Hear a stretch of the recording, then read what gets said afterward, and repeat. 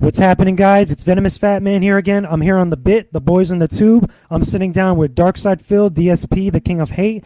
And before we were just talking about, his origins of both in gaming and on YouTube. So now we're going to get into something a little bit much more serious. So, Phil, pretty much there's not a person on the planet here that could pretty much do an interview or talk about you without talking about the king of hate.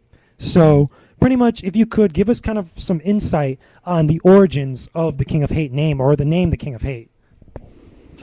Sure. Well, it's an interesting story. It really originates back from the competitive fighting game scene, and back when I was heavily into going and traveling in tournaments, and I was part of the online community, Shoryuken.com and such, and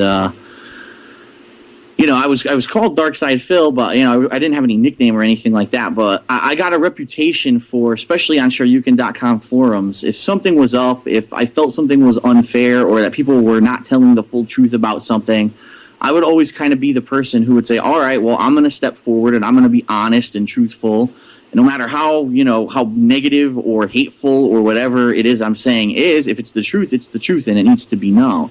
And I got a reputation for that, and people started calling, wow, he's the king of hate. Whenever something needs to be said, he's the one that goes out there. He's not afraid to be a hater on something if it needs be. And it has positives and negatives, because a lot of people, first of all, looked up to me and said, wow, this guy has balls, that he can go out and say what he feels or says what's the truth, while everyone else is kind of afraid, or maybe they don't want to, for example, go against the leadership of the Street Fighter community for the sake of saying something that's true or correct, because maybe they're trying to cover something up. And that's happened a couple times, actually, where I went out and told the truth about something when no one else really wanted anyone to know what really happened. But after a while, people just started saying, wow, he's the king of hate, and I kind of just ran with it, and I kind of made it my own. And since then, it actually has had several different meanings.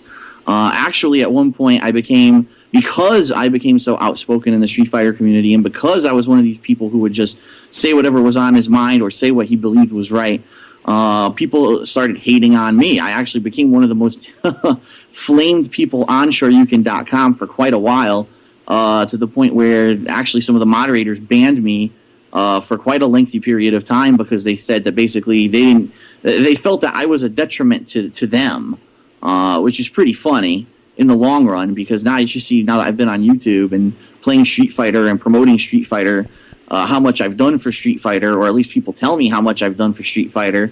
I think in the long run it's been a positive influence, but it's funny how some people would have a different skew on that opinion. But yeah, because I was the king of hate, the name kind of took on also, all right, well, he's also owns his own hatred, the hatred of people that people have for him. He kind of owns it, rather than denying it or being all angry that people don't like him. He uses it to fuel himself. And I've said this quite many times, but it's worth repeating. When I went out to Evolution 2005 Nationals, I was probably the biggest underdog there, because a lot of people didn't like me. Not a lot of people from the East Coast actually went out to Evolution that year. And so I was pretty much there playing all people from the West Coast. They hated my guts. But that actually fueled me, and it made me even more determined that when I played in the tournament, I was going to win. And I went on a crazy tear, beating literally like 5 to 6 named pro players in a row, back to back, to actually make it into the top 8 and the finals of the tournament on stage. And since then, there's a real dichotomy. There are people who respect me, people who understand the reason why I do things and why I say things and why I am who I am. And then there's people who just hate my guts. And so really, it's funny, because people who just say the king of hate, they say, what the hell does that mean? What is he, a racist or something? Is he, does he hate something? What does he hate? And it's not about me hating anything. It's actually more about me owning the hate that I've experienced in the competitive Street Fighter community. You bring up the Street Fighter community a lot, and I wanted to ask, because it's kind of recent. I want to say a couple months ago that not only, besides the flaming on the forums and stuff. But you also have other people that pretty much drop your name in other spots, like other tournaments and stuff, or even on streams and things like that. And it seems like, you know, you kind of have gone this almost like people have imposed this kind of persona about you. Like, oh my God, this guy's a jerk. He's a moron. He doesn't know what he's talking about. He's somebody, you know, this and that or whatever. But did it ever really bother you to a point, like whether they were talking about you on another stream or on a forum or whatnot, or wherever they were talking about you on, to a point where the hate got so much that maybe you had to take a step back about something you were going to do on YouTube or something you were going to talk about with other people online or on a forum or whatnot? Did it ever bother you in that way? Well, first of all, it's kind of, to be honest, I never really heard these people talking about me. Now, of course, I get second wind of it later on. People might send me a link to a video or something, but you know, I hear all the time that people name drop about me. It's hilarious because, to be completely honest, I really haven't been part of the competitive Street Fighter community for quite a while now. In fact, 2007 was the last year that I attended EVO, and after that, I pretty much fell out of the scene. I saw that, by the way, guys. So I took some time off from the competitive scene, and that's actually, and then 2008, I started my focus on YouTube. So yeah, I hear all the time about how, you know, people name drop about me. Now, does it affect what I do? Not in the least. I'm going to do what I'm going to do, regardless of what people say about me, and I've always been like that. Again, part of the whole King of Hate is that I own the hate, and so you can say whatever the hell you want. I mean, I'm going to always be an honest person. I'm going to try to, you know, say and do what I feel is right or needs to be said, and you know, regardless of if you believe me or not. I mean, you go ahead and talk shit about me. I don't care. Like I said, that fuels me. So yeah, no, it's definitely never affected anything that I was going to do or say. You know, I was getting messages, oh, Phil's a scrub in Street Fighter 4. The only reason that he complains is it's not really laggy. It's because he sucks. And I read it, and I'm like, what a fucking idiot. You know, I'm someone who's been playing Street Fighter 2 since the day it was released in the U.S. in arcades. I think I'm a little bit more qualified to talk about lag and input droppage and that kind of stuff than some random kid who thinks that he's going to try to flame me on a video. So, no, I don't let it affect me. I don't let it get to me, and I just say what needs to be said.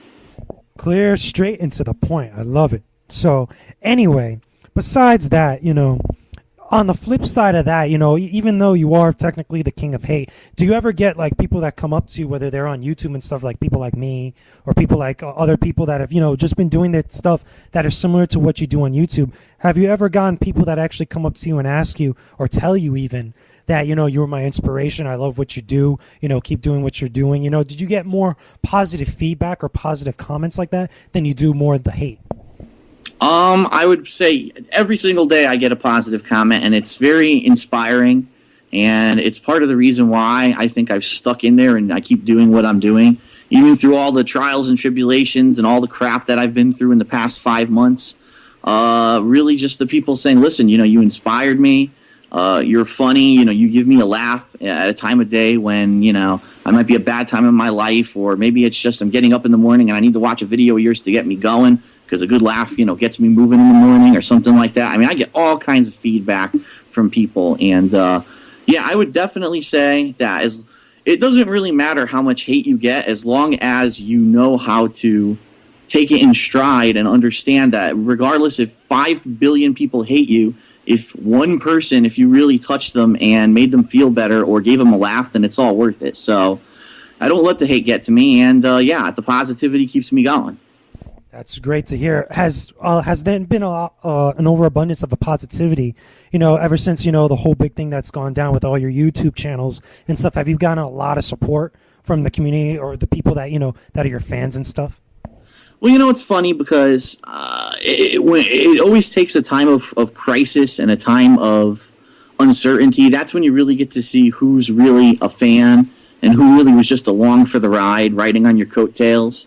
And as everyone knows, I've been through quite a lot in the past couple of months before, you know, losing my full-time job, having to try to turn YouTube into a way to support myself financially.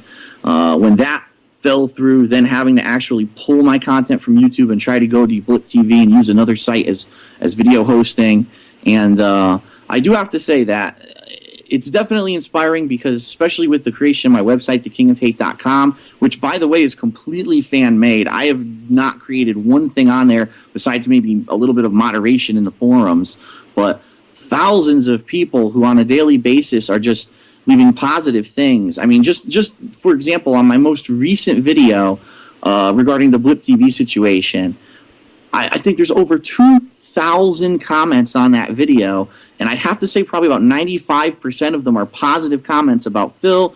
Keep it going. You know, we're there with you no matter what happens, whether you need to leave Blip, whether you're going to YouTube, whether you go to some third-party site that no one's ever heard of, we're still there with you. And, you know, there's that kind of positivity is great. And even if it comes to a point in my life where I may not be able to do this as a full-time thing, where I might have to just kind of go back and find another job just to pay the bills, and then I have to kind of do this as a side thing, I think I'm still going to do it because it's worth it. If you're getting that kind of feedback, I think it's definitely worth it. And it opens a lot of doors at the same time. I have a lot of people who I've met, a lot of contacts, a lot of stuff that's happened since I've started on YouTube that are definitely been positive things in my life. So